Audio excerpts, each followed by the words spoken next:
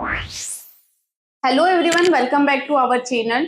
Today we are explaining about a new topic. तो unit number first के एक important topic के बारे में आज हम डिस्कस करेंगे जो एग्जाम के पॉइंट ऑफ व्यू से मोस्ट इम्पोर्टेंट है।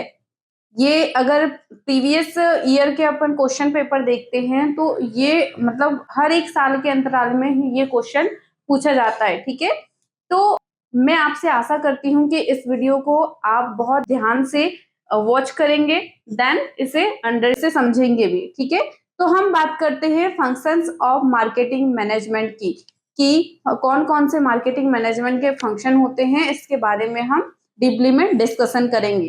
तो सो लेट स्टार्ट। पहला इसका जो फंक्शन है वो है ऑब्जेक्टिव। ऑब्जेक्टिव का मतलब होता है गोल, उद्देश्य। अगर एक ऑर्गेनाइजेशन का एग्जांपल ले तो ऑर्गेनाइजेशन में सबसे पहले क्या होता है, गोल डिसाइड किया जाता है कि उसका मेन मोटो क्या है, मेन उद्देश्य क्या है ऑर्गेनाइजेशन का। जब तक ऑर्गेनाइजेशन में गोल डिसाइड नहीं होगा आगे का वर्क या वो 100% ग्रो नहीं करेगा। तो सबसे पहला जो प्रोसेस होती है, फंक्शंस होता है, वो क्या रहता है, ऑब्जेक्टिव डिसाइड करना, चाहे वो लॉन्ग टर्म के लिए हो या शॉर्ट टर्म के लिए हो। मतलब जैसा भी ऑर्गेनाइजेशन का ऑब्जेक्टिव या उद्देश्य है उस हिसाब से उसको शेड करना होता है या उसे चूज करना होता है। ठीक है, सबसे पहले फंक्शंस में। अब हम दूसरी बात करेंगे प्लानिंग की। प्लानिंग मतलब योजनाएं बनाना। ऑर्गेनाइजेशन ने गोल तो डिसाइड कर लिया, लेकिन कैसे वर्क उसको अचीव करने के लिए या गोल पाने के लिए या गोल अचीव करने के लिए क्या प्लानिंग करे, कैसे वर्क करे, कैसे प्लान करके वर्क करे, कब कौन सा काम करना है, कब कैसे वर्क करवाना है, किस टीम से करवाना है, कैसे वर्क होगा। मतलब ऑलमोस्ट सारी जो प्लानिंग रहती है वो पहले ही डिसाइड कर ली जाती है।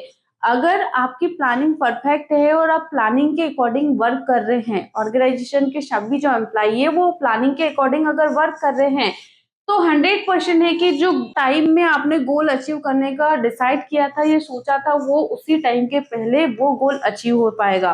ठीक है, तो ये भी एक इम्पोर्टेंट पार्ट होता है गोल अचीव करने के लिए। ठीक है, अब हम बात करेंगे ऑर्गेनाइजिंग। ऑर्गेनाइजिंग का मतलब ये रहता है कि समूह निर्धारित करना, या समूह कहने का मतलब ये रहता है कि ऑर्गेनाइजेशन में अलग अलग डिपार्टमेंट के समूह बना दिए जाते हैं कि समूह के अकॉर्डिंग या डिपार्टमेंट के अकॉर्डिंग उनका वर्क डिसाइड कर दिया जाता है कि कौन सा डिपार्टमेंट को कौन सा वर्क करना है। देन एक समूह के रूप में वर्क किया जाता है। समूह के रूप में अगर वर्क किया जाता है ऑर्गेनाइजेशन में, तो जो भी उद्देश्य या जो भी गोल डिसाइड किया है ऑर्गेनाइजेशन ने वो 100% समय के पहले या समय के रहते ही वो अचीव हो पाता है। ठीक है, अब हम बात करेंगे स्टाफिंग की। स्टाफिंग का मतलब रहता है कि राइट पर्सन राइट जॉब। सही व्यक्ति के लिए सही मतलब जॉब है वो डिसाइड करना। मतलब जिस फील्ड के लिए जो एम्प्लॉय आपने हायर किया है वो उसको वही फील्ड का वर्क देना। कहने का मतलब ये है कि अगर आपने सीएस फील्ड का कोई एम्प्लॉय हायर कर लिया और उसको अगर फाइनेंस का काम दे रहे हैं, तो उस कंडीशन में क्या रहेगा, वो 100% नहीं दे पाएगा, ना ही उसको 100% उसकी मेमोरी में सेट हो पाएगा कि ये फील्ड क्या है। उसकी तो जो पूरी फील्ड है वो डिफरेंट हो जाएगी ना।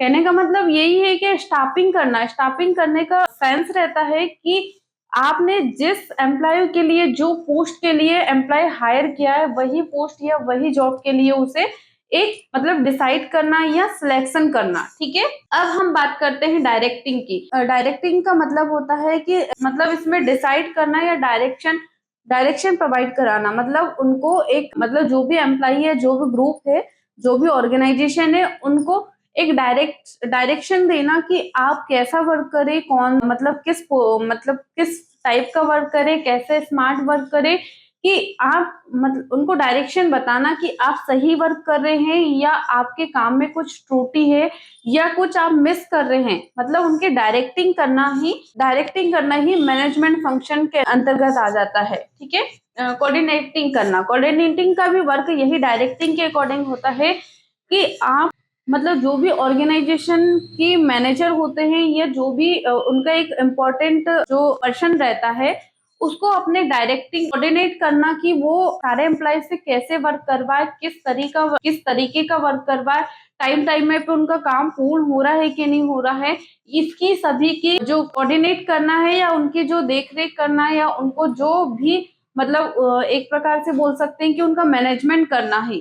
मैनेजमेंट अगर उनका कोऑर्डिनेटर 100% अच्छा रहेगा, अगर वो अपना वर्क सही टाइम पे और सही दिशा में कर पाएंगे कोऑर्डिनेटर के साथ में, या जो भी आपको काम दिया गया है उसके अकॉर्डिंग अगर वर्क करेंगे, तो गोल मैंने ऑर्गेनाइजेशन का बहुत जल्दी ही अचीव हो जाएगा। ठीक है, इसके बाद में आ जाता है मोटिवेशन। मोटिवेशन का मतलब ये होता है प्रोत्साहित करना, एम्प्लॉइयों को मोटिवेट करना कि आप बहुत अच्छा कर रहे हैं, आप इससे बेहतर कर सकते हैं। उनको समय समय पर सैलरी प्रोवाइड करना, या उनकी आवश्यकताओं के अनुसार उनको जो भी उनकी चॉइस है या जो भी बोनस वगैरह या जो प्रोत्साहन राशि है उनको प्रोवाइड कराना, ताकि वो क्या रहता है मोटिवेट हो सके, वो मोटिवेट रहे अपने काम के प्रति। अगर कोई भी एम्प्लॉय 100% मोटिवेट होगा और हैप्पी होगा, तो वो क्या करेगा कि 100% में ऑर्गेनाइजेशन को 100% देगा। अगर 100% अगर वो देगा, तो स्वाभाविक सी बात है कि वो बहुत अच्छा काम करके देगा आपको, जिससे आपके गोल अचीव करने में, ऑर्गेनाइजेशन के गोल अचीव करने में उसको बहुत ज्यादा बेनिफिट्स होंगे। ठीक है, कंट्रोलिंग करना। कंट्रोलिंग करना का मतलब होता है कि नियंत्रण करना। अब नियंत्रण कैसे कर सकते हैं कि काम परफेक्ट हो रहा है कि नहीं, उसमें कोई त्रुटि तो नहीं है। ठीक है, कोई मतलब कोई भी प्रोसेस या कोई भी जो प्रक्रिया है या जो भी काम हो रहा है उसमें कुछ माइनर मिस्टेक तो नहीं है। ये मिस्टेक निकाल के उनको क्या करना, कंट्रोलिंग कंट्रोलिंग करना, मतलब नियंत्रण में रखना और सही वर्क करवाना, यही कंट्रोलिंग के अंतर्गत आ जाता है। तो आई होप कि आपको functions of marketing management understand हुए होंगे। तो अभी हमने पढ़ा था फंक्शंस ऑफ मार्केटिंग मैनेजमेंट को। अब हम देखेंगे इसकी प्रोसेस ऑफ मैनेजमेंट मार्केटिंग, कि मार्केटिंग मैनेजमेंट की क्या क्या प्रोसेस होती है, इसको स्टेप बाय स्टेप कवर करते हैं। तो जो पहली प्रोसेस है वो क्या है, setting marketing objective. Setting marketing objective का मतलब रहता है कि ऑर्गेनाइजेशन ने जो गोल डिसाइड किया है या जो भी उद्देश्य है उसको तय करना या अचीव करना, कि आप ऑर्गेनाइजेशन में या प्रोडक्ट में, अगर प्रोडक्ट की बात करें एक पर्टिकुलर, तो प्रोडक्ट में कैसे प्रोडक्ट की बिक्री को बढ़ा सकते हैं या उसकी सेलिंग जो वैल्यू है उसको कैसे बढ़ा सकते हैं, कस्टमर कैसे आप ज्यादा से ज्यादा बना सकते हैं, इसके बारे में क्या करना, डिसाइड करना, या उद्देश्य एक ऑब्जेक्टिव या एक उद्देश्य तय कर लेना कि आप कोई भी कंडीशन में, एनी हाउ कोई भी कंडीशन में आप या ऑर्गेनाइजेशन या कंपनी ये प्रोडक्ट, मतलब एक डिसाइड कर लीजिए कि इतने क्वांटिटी में हमको प्रोडक्ट सेल करना है, इतने ग्राहक बढ़ाना है।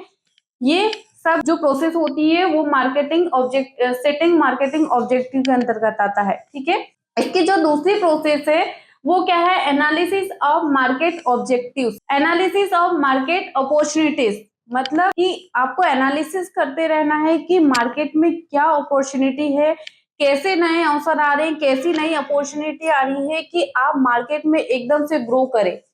मतलब आपको मार्केटिंग एनालिसिस करते रहना चाहिए कि कब कौन से प्रोडक्ट की डिमांड होगी, कब कौन सा प्रोडक्ट कितना तेजी से सेल होगा, इसके बारे में आपको प्री प्लानिंग या प्री एनालिसिस करना होता है मार्केट का, कि मार्केट कैसा ग्रो करेगा, आने वाली जो पीढ़ी है या आने वाला जो भी टाइम है उसमें कौन सा प्रोडक्ट या मतलब कैसे प्रोडक्ट की डिमांड बढ़ेगी, मतलब कस्टमर क्या पसंद करेंगे, पीपल क्या पसंद करेंगे, इसके बारे में आपको एनालिसिस करना होता है। ठीक है, तीसरा है selection of target market. Selection of target market में आपको सही ग्राहकों को सही प्रोडक्ट सेल करना होता है, कि कौन से ग्राहक को कौन सा प्रोडक्ट सेल किया जाए, कौन सा ग्राहक कौन सा प्रोडक्ट यूज करता है। अगर आप एक मतलब लोकल मार्केट में अगर आप किसी प्रोडक्ट को सेल कर रहे हैं, उनके अकॉर्डिंग प्रोडक्ट को आप प्रोडक्ट का प्रोडक्शन करना होगा, उनमें एक कम मूल्य पे एक मिनिमम कॉस्ट में आपको एक प्रोडक्ट तैयार करना होगा। मतलब कि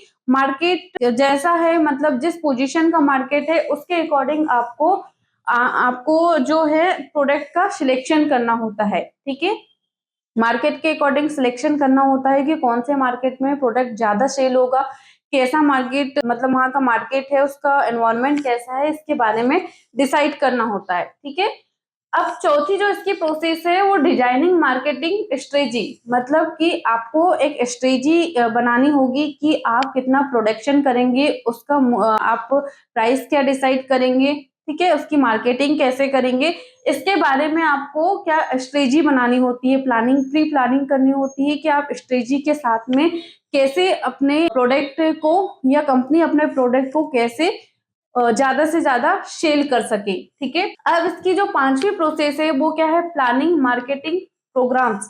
प्लानिंग मार्केटिंग प्रोग्राम में ये हो जाता है कि कंपनी प्रोडक्ट को सेल करने के लिए या उसका प्रचार प्रसार करने के लिए या उसका एडवर्टाइजिंग करने के लिए वो क्या रहता है कि एक मतलब उस एक प्रकार से आप बोल सकते हैं कि मार्केट में एक प्रोग्राम टाइप रख ले, छोटा या बड़ा जो भी हो, एक प्रोग्राम रख ले जिसमें अपने प्रोडक्ट के बारे में बताए कि हमारा प्रोडक्ट उसमें कंटेंट यूज हुए हैं, आपको क्या बेनिफिट्स देगा, आपके प्रोडक्ट की जो उद्देश्य है या जो एक प्रकार से है कि अपने प्रोडक्ट के बारे में बताना।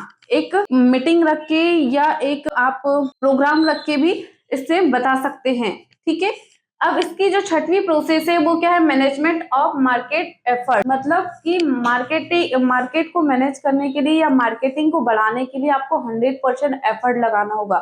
सभी प्रकार की जो भी प्रोसेस है उनको लागू करना होगा, एक नियंत्रण में रखना होगा कि आप लॉ के खिलाफ ना जाए, जो उसका वहां के जो लॉ है उसके अकॉर्डिंग ही आप मार्केटिंग करें, मतलब उनके खिलाफ ना जाए। जो भी लॉ अगर फॉलो नहीं होते हैं, अपने लॉ को फॉलो करके ही आपको मार्केटिंग करना होगा। मतलब आपको 100% एफर्ट लगाना होगा कि आप कंपनी अपने जो प्रोडक्ट का प्रोडक्शन ज्यादा करे, देन उसकी सेलिंग ज्यादा करे, जिससे उस कंपनी को 100% प्रॉफिट हो सके। ठीक है, तो यही है प्रोसेस ऑफ मार्केटिंग मैनेजमेंट। ठीक है, आई होप कि आपको process of marketing management understand हुई होगी। यही आपका फर्स्ट यूनिट का फर्स्ट टॉपिक एंड होता है। अब हम नेक्स्ट वीडियो में कवर करेंगे मार्केटिंग मैक्स को, कि मार्केटिंग मैक्स क्या होता है, ये सेकंड टॉपिक रहेगा। Thank you for watching this video, thank you so much.